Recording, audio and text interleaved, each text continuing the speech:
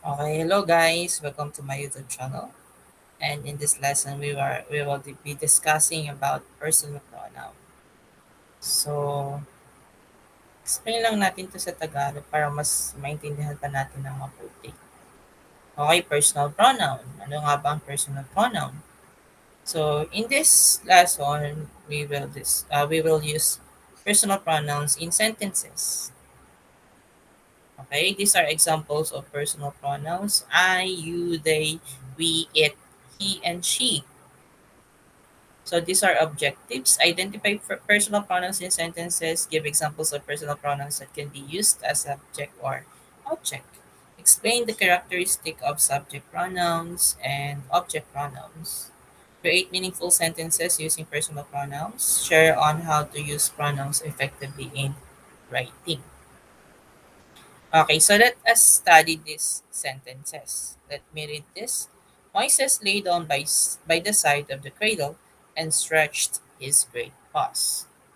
Okay, obserbahan niyo yung italicized word and itong underlined word. Sentence number 2. When Jacob sprang upon the wolf, he fought with him. Sentence number 3. Nathaniel had a fine castle, but the most precious thing in his castle was his little child. What do you call the italicized words? And what do you call the underlined words? Balikan natin. Okay? Dito sa Nathaniel, ito ang italicized word. Ito naman yung underlined word, his. So, ito naman sa sentence number 2, Jacob yung italicized. Ang underlined words ay he and him.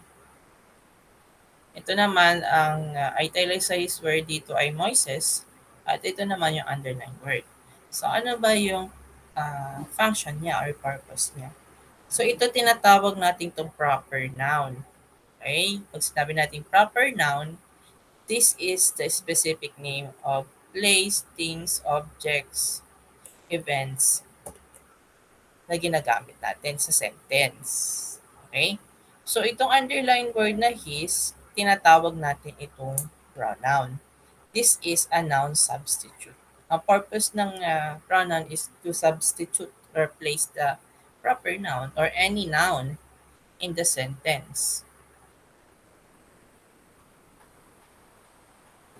So the underlined words are called personal pronouns. Below is a table of personal pronouns and let us study this table. So meron tayong first person, second person, and third person. We have first person singular, we have I, we, objective me as possessive pronoun mine, ours. Second person, we have singular you, we have plural you, objective you then, you, then possessive yours ang ginagamit natin. Sa third person naman, we have singular he, she, it. Pag plural naman, they ang gamit natin. Kapag objective naman yung function ng pronoun, him, her, it, and then them pag plural. Kapag naman possessive, his or hers, and theirs kapag plural.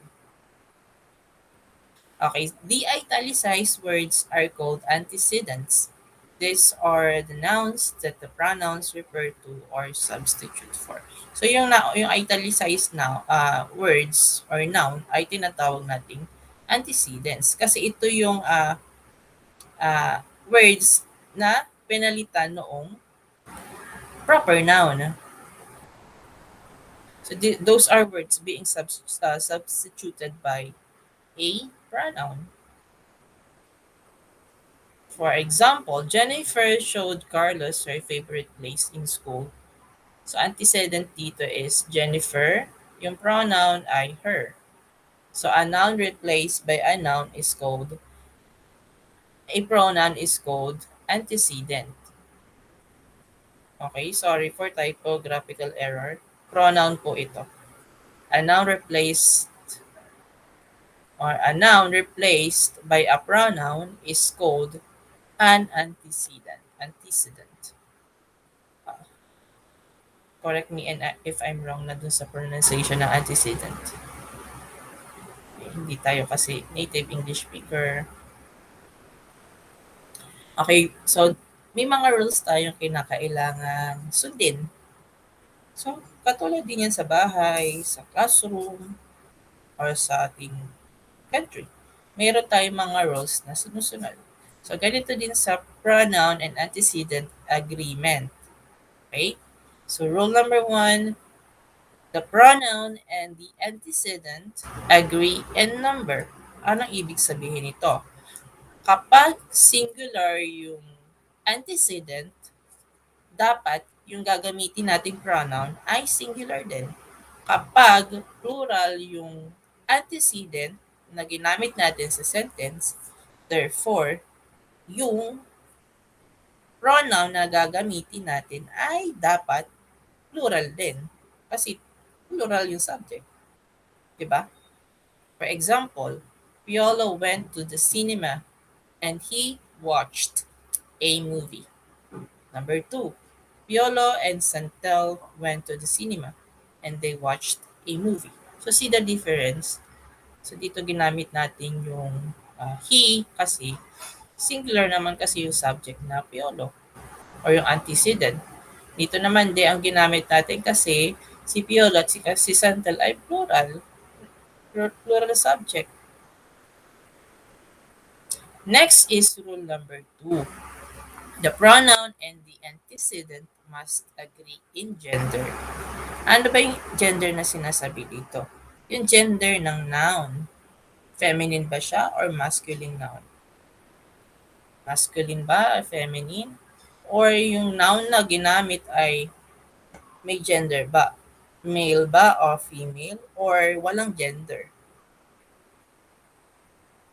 So, for example, Joseph went to the cafe and he ordered an espresso.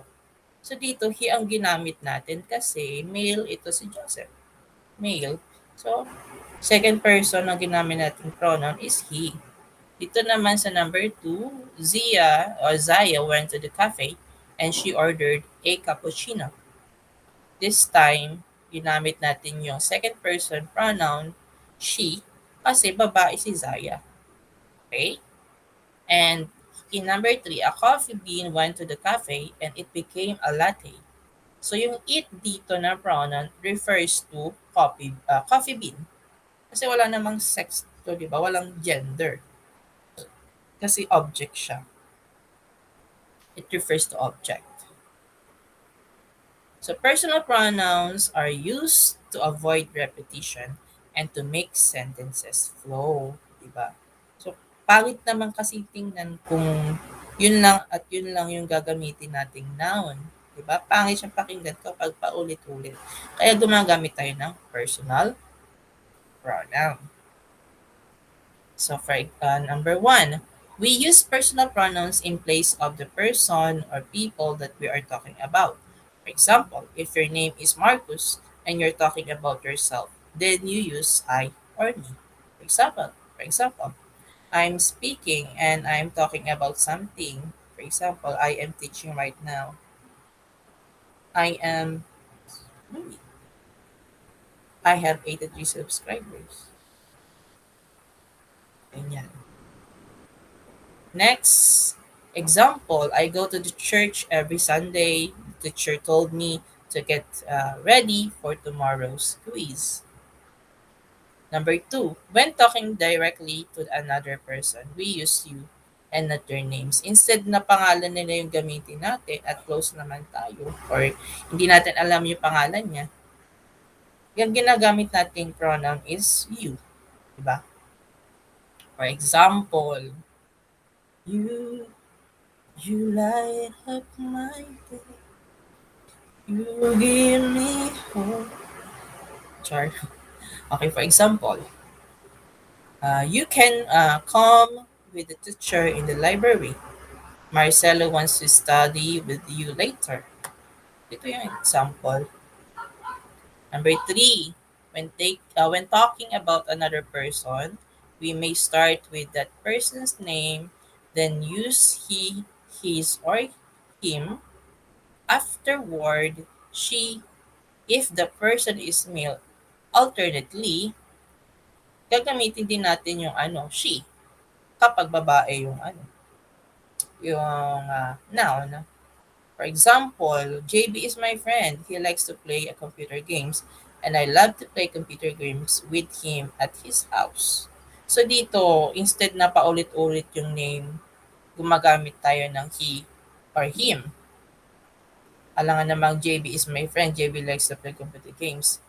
And I love to play computer games with JB at JB's house. Di ba ang pangit pakinggan kung paulit-ulit? So dito gumamit tayo ng pronoun he at him. So ganun din sa female. Sheila May is a pretty girl. She loves to play with dolls. Everybody in school likes her. So nire-replace natin, sinasubstitute natin yung name nila gamit ang personal pronoun. 'Di ba? Ang gandang pakinggan sa tenga kung gagamit tayo ng personal pronoun. Number 4, when talking about a thing, we usually use the pronoun it. So ito yung mga objects na walang gender, di ba?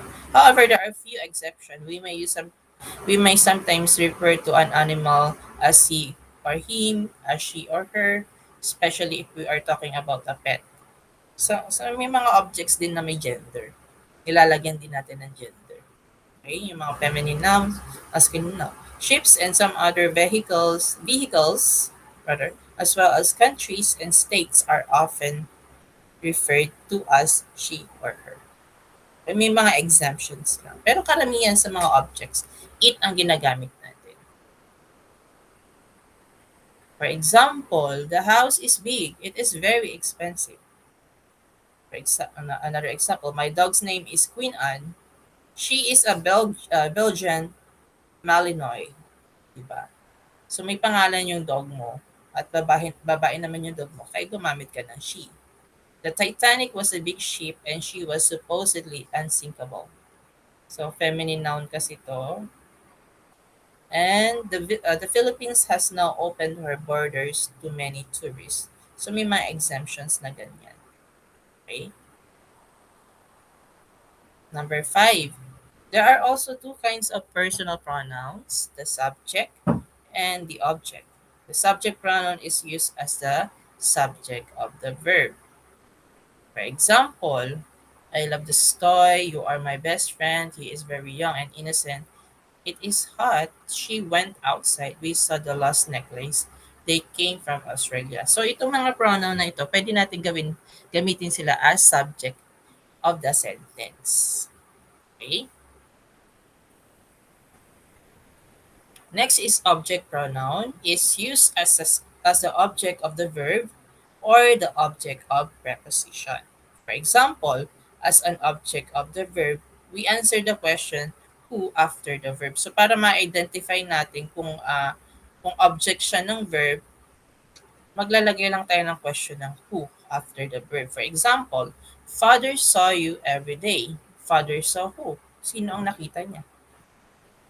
Ikaw or siya. Okay? You. So, itong you ay object ng verb. Kasi siya yung tumatanggap ng action. Okay? Margaret likes him so much. Margaret likes who? Him. Junisha saw her in the town today. Junisha saw who? Her. Jesus loves me. Jesus loves who? Me. Okay, ito yung object of the verb. Kasi magkatabi lang siya ng verb. Katabi lang siya ng verb eh. Mapapansin nyo. After the verb siya. Naka-placed or nakalagay. Next is object of the preposition. So yung verb ay nakalagay verb tuloy. Yung yung pronoun naka-place yan after the preposition. Prepositions are words that link nouns, pronouns, or phrases with other words in the sentence. Prepositions are short words that usually come before nouns. In, to, for, from, by, on, about, etc. are examples of prepositions. For example, my brother is waiting for me. I can give it to him. The supervisor is looking at her. He got the notes from us. So kung makikita nyo dito, katabi siya or lagi siyang joined or karugtong niya lagi ang preposition. So tinatawag natin yung object of the preposition. Okay, individual activity. Choose the correct pronoun in the parentheses to complete the sentence. Georgina combs the hair of her Shih Tzu and the blank ribbon it. So ang tamang sagot ay she. Number two, Paula and McCoy don't play computer games, but they play with their Saint Bernard. So they ang tamang sagot. Number three, Martina prepares food for her puppies. She brings it to them. So she ang tamang sagot. Number four, Mang Nelson and his dog join pet competition. They always win. So they ang tamang sagot. Chris and Kyle bought a new dog and they trained it for a competition. So they ang tamang sagot. Number six, our barangay officials released an ordinance about street dogs. They roamed around the street yesterday. So they roamed around the streets every day. Number seven, the boys rescued the dog on the street and they returned it to the owner. So they ang tamang sagot. Number eight, for Maria and I, Dalmatian is our favorite dog. We love it so much. Number nine, did you see Miko as he looked for the three missing puppies? So he. Number 10, the pet shop claims that they take good care of dogs. Okay, peer activity, direction, underline the pronoun and encircle its antecedent. So dito, sa number 1, Benja trained dogs, is his he is in the garage. Okay, he.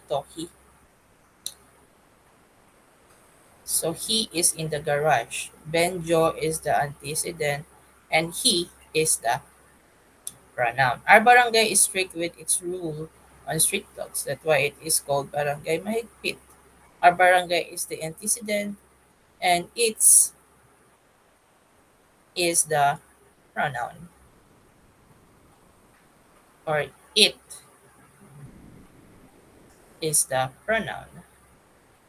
Number 3, Dr. Marky Ocasla is a veterinarian.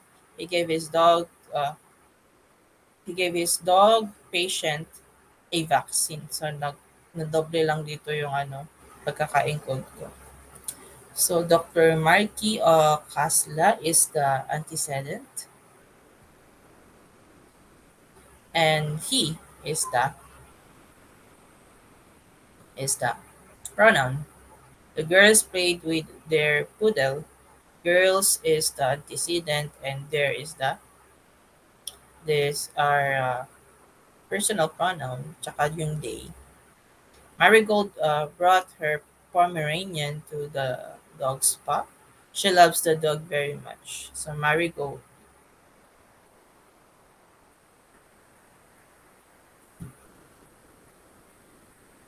So her and she is the personal pronoun. Okay, next. Encircle the pronouns that stands for underline antecedent in each sentence. Madami-dami pala to. Ay, konti na lang. Okay, so number 5. Okay, Josie walks, Josie, sorry, Jose walks the dog in the village park yesterday. He exercises every day. Many people take care of dogs by going to the veterinarian regularly. They are concerned with their pet's health. Number 3, the dog plays with its owner in the living room. It, lo- it loves playing catch. Myrna loves the puppies given to her by Catherine. Number 5. Ella made new clothes for its or for her chihuahua. For her chihuahua. Ella made new clothes for her chihuahua. Okay, pure activity. Write simple sentences using the following pronouns and antecedents. The first one is done for you. Keisha is and she. Keisha is a mathematics teacher and she trains students for the math contest. Okay. So, pwede niyo po itong i-pause. Then, gumawa po kayo ng sarili niyong sentence gamit itong mga antecedents and yung mga pronouns nila. Okay, I hope you learned something. Kita-kits po ulit sa next vlog ko. Bye-bye!